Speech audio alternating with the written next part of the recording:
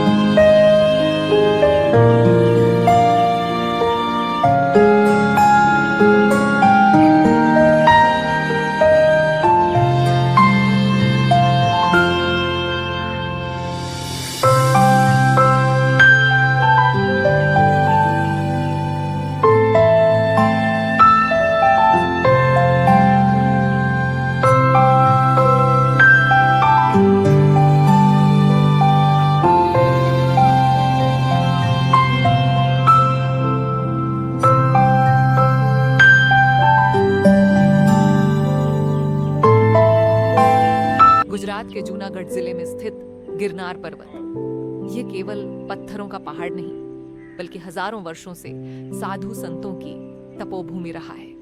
यहाँ हर पत्थर, हर गुफा और हर घाटी से एक अदृश्य आध्यात्मिक ऊर्जा प्रस्फुटित होती है। इन्हीं आध्यात्मिक महापुरुषों में से एक थे ओंकार गिरी बापू, जिनका जीवन, साधना और तप आज भी गिरनार पर्वत की चोटी पर गूंजता है।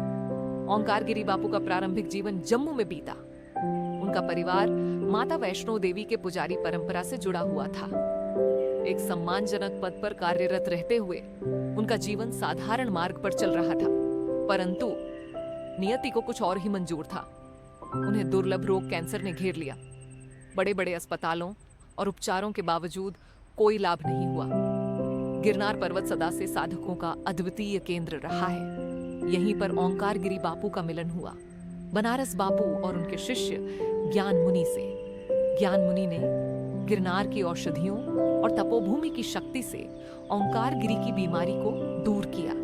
एक साधारण रोगी का जीवन जैसे किसी दैवीय हस्तक्षेप से पुनर्जीवित हो उठा। यह केवल चिकित्सा नहीं थी, यह दिव्य संकेत था। और तभी ओंकार गिरी ने निश्चय किया कि उनका जीवन अब संसार में नहीं बल्कि इसी गिरनार में साधना और भक्ति को समर्पित होगा। गिरनार पर्वत की टलती में ओंकार गिरी बापू ने स्थापित किया ओंकारेश्वर महादेव और जागृत भैरव स्थान। ओंकार गिरी बापू का जीवन तपस्या, ध्यान और भैरव साधना का पर्याय बन गया। भैरव जो केवल एक देव रूप नहीं बल्कि शक्ति, रक्षा और साधक की आंतरिक जागृति का प्रतीक है। बापू ने भैरव उपासना से जुड़ी उस तंत्र साधना को आमजन के लिए सुलभ बनाया, जिससे भय नहीं बल्कि आस्था और आत्मबल का संचार होता है। अपने जीवन के अंतिम वर्षों तक ओंकार गिरी बापू को उनके शिष्य रविगिरी माता जी ने निरंतर सेवा दी। बापू का प्रत्येक पल साधना और अपने शिष्यों को दिशा देने में व्यतीत होता। 20 अक्टूबर 1995 शुक्रवार को लगभग 82 वर्ष की आयु में उन्होंने देह त्याग कर समाधि ली। आज गिरनार रोपवे के पास श्री भगवती आश्रम में उनकी समाधि स्थल है, जो महान संत ओंकार गिरी बापू और उनके गुरु शिव गिरी महाराज के तप का प्रकाश आज भी गिरनार की घाटियों में व्याप्त है।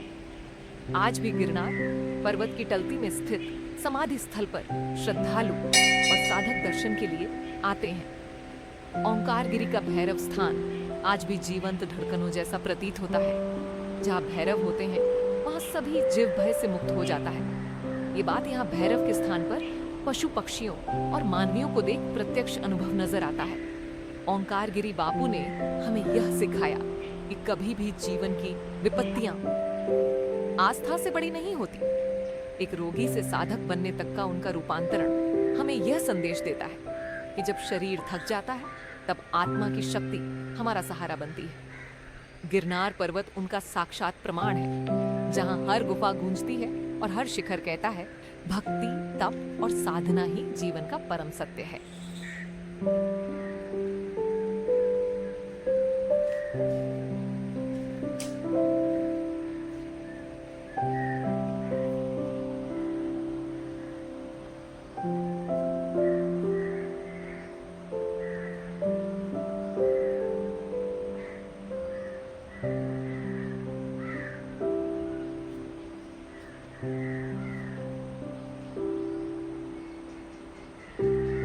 गिरि बापू अपनी कथाओं में भैरव की महिमा का विशेष वर्णन करते हैं। उनके अनुसार काल भैरव शिव भक्तों के विशेष रक्षक हैं और जब भक्त किसी गंभीर संकट में फंस जाते हैं तो काल भैरव की पुकार करने से उनकी सहायता मिलती है। भैरव उपासक मानते हैं कि काल भैरव समय और मृत्यु के नियंत्रक हैं।